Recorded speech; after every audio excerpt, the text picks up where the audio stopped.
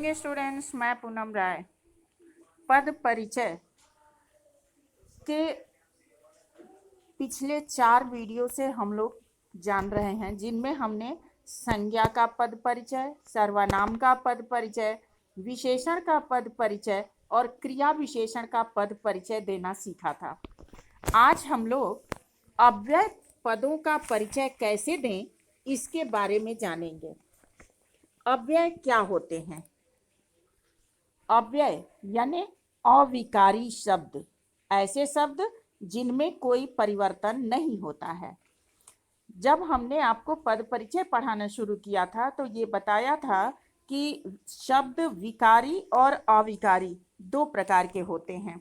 विकारी शब्द जिनमें विकार या परिवर्तन उत्पन्न होता है, जैसे संज्ञा है, सर्वनाम है, क्रिया है और विशेषण है। इन शब्दों में परिवर्तन होते रहते हैं लिंग, वचन, काल और परिस्थितियों के अनुसार। लेकिन कुछ शब्द ऐसे होते हैं जो किसी भी परिस्थिति में नहीं बदलते। लिंग, काल, वचन आदि का प्रभाव उन शब्दों पर नहीं पड़ता, तो ऐसे ही पद जो हैं अव्यय पद कहे जाते हैं। अब ये अव्यय पद 4 प्रकार के होते हैं: क्रिया विशेषण, समुच्चय बोधक, संबंध बोधक और विस्मयादि बोधक।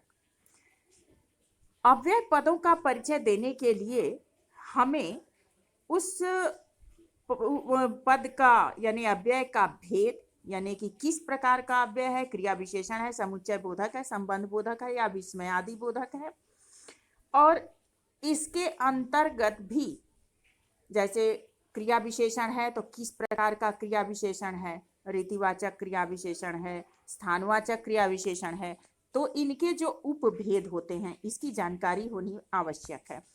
अब कैसे हम बताएंगे, इसके लिए एक पद को हम लोग लेते हैं, एक वाक्य को लेते हैं, जैसे काला घोड़ा तेज दौड़ता है। इसमें काला संज्ञा है, घोड़ा संज्ञा है, काला विशेषण है, घोड़ा संज्ञा है, भागना क्रिया है। जो तेज शब्द बचा यही आपका अव्यय है। ये अव्यय कैसे है? घोड़ा तेज भागता है, घोड़ी तेज भागती है, मतलब ये तेज शब्द परिवर्तनशील नहीं होता है, तो इसलिए हमने ये समझा कि तेज अव्यय है। अब हम तेज पद का परिचय कैसे देंगे? तेज क्या है? सबसे पहले तो अव्यय है। किस प्रकार का अव्यय है? क्रिया विशेषण है। क्यों है? क्योंकि क्रिया की विशेषता को बता रहा है। भागता है, कैसे भागता है? तेज भागता है, तो ये क्रिया की विशेषता को बता रहा है, इसलिए क्रिया विशेषण है। किस प्रकार का क्रिया विशेषण है? ये भागने की रीति यानी तरीका बता रहा है, तेज भागता है, तो ये रीतिवाचक क्रिया विशेषण हो गया। और भागता है क्रिया की विशेषता बता रहा है। तो इस प्रकार हमने देखा कि जब हमको तेज पद का परिचय देना है तो हम कैसे देंगे? अव्यय, क्रिया विशेषण, रीतिवाचक क्रिया विशेषण और भागता है क्रिया की विशेषता बता रहा है। ये हमारा तेज का पद परिचय हो गया। इसी तरह अब हम दूसरा लेते हैं वाक्य, वह अचानक दिखाई पड़ा। तो वह क्या है? सर्वनाम है, और दिखाई पड़ा ये क्रिया है,